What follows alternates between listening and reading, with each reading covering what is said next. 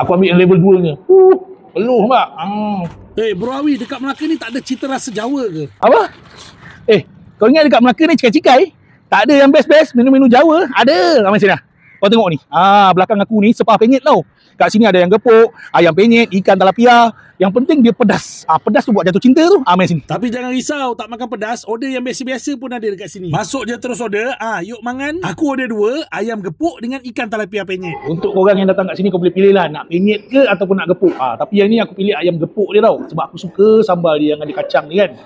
Kau tengok penuh kat dalam dia ni.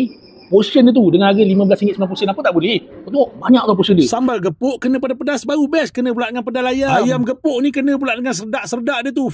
Dah biasa kan makan ayam penyet ni kan. Ni ikan talapia penyet. Kau kena try lah nasi ayam je kan. Ayam kat sini memang best lah. Ni aku nak tunjuk kau ikan talapia dia. Garing dekat luar, lembut kat dalam, lembab. Kau tengoklah, kobis goreng dia pun rangup tau. Kena pula dengan sambal dia ni, terangkat. Kalau orang Jawa cakap tu memang marah. Bagi aku portion dia memang banyak lah. Lepas tu ayam atau ikan dia goreng dengan bahan-bahan dia tu.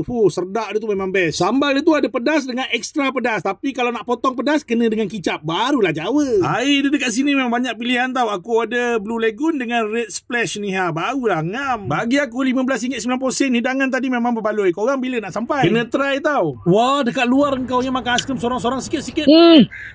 Alah, kau ni kat dalam kau nak kacau, kat luar kau nak kacau. Ni, Golden Series, aiskrim, Bubble Bee.